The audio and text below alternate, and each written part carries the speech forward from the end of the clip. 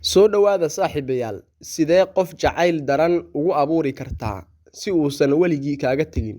Sirta cilmu nafsiga ayay qayb ka tahay arrintaani. Ma ogtahay in jacaylka aan la xakamayn karin balse niyadda qofka la xakamayn karo? Mid ka mid ah dhakhaatiirta sida weyn u baratay cilmu nafsiga oo lagu magacaabo John Alaxi Clark waxa uu sheegay in sirta maskaxda ee jacaylka iyo sida qof loogu dhigo mid aan weligii meel u dhaqaaqin ay tahay arrin fudud balse shaqo adag u baahan. Ma ogtahay in jacaylka aan la xakamayn karin?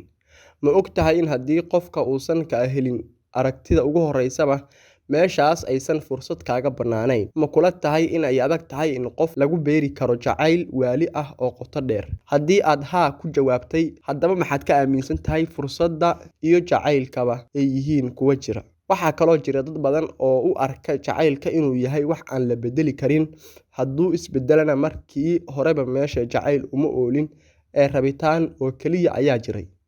Cilmi baaris baaxad weyn oo muddo sanado ah socotay ayaa lagu caddeeyay in aad xakamayn karto jacaylka, waxaana taa lagu samayn karaa maskax joogto ah oo awood u leh oo keliya. Waa arrin ku xiran sida aad caqligaaga iyo maskaxdaada u adeegsato. Jacaylka kama duwana dareennada kale ee maskaxeed ee maalin kasta ku soo mara sida cabsida, walwalka, hinaasaha ama masayrka, farxad darrada aad naftaada ku qabto, walaaca faraha badan. Dareennada waa kuwa aad u xakamayn karto, sidoo kale jacaylkana waad xakamayn kartaa balse waa inaad leedahay maskax fadhida oo si wanaagsan u fikiraysa.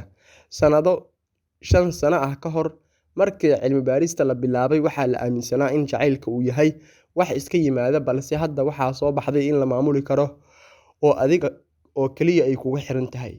Sidoo kale markaa waxaa kuu fududaanaysa in aad jacayl xad dhaaf ah ku beerto qof kale, waxaana saameyn karta in qofkaasi uusan weligii kaa tegin. Haddii aad doonayso inaad ku guuldarraysato jacayl aan caadi ahayn, isku day arrimahan sida jacaylka lagu qaado iyo nafisyada ka dambeeya. Haddaba ka hor inta aadan ku fakirin inaad waddada soo marto oo jacayl waali ah qof ku soo abuurto, waa in marka hore aad barato nafsiyadda iyo cilmiga la xiriira arrintaasi. Waxaadna ogaataa inaysan ahayn arrin la xiriirta indhasarcaad ama sixir, laakiin sida jacaylka lagu qaado iyo nafisyada ka dambeeya ayaa la isku khilaafsan yahay. Qof kasta diiwaankiisa wuxuu ka duwan yahay midka kale.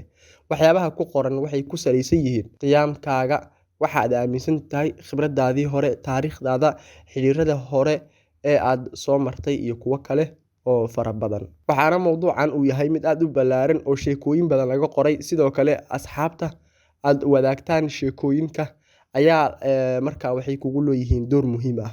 Saaxiibayaal, si aad xogtan muhiimka ah bulshada Soomaaliyeed ugu gudbisaan, share gareeya muuqaalkan oo la wadaaga bulshada Soomaaliyeed. Boggaana follow inoo dheh mahadsanidin.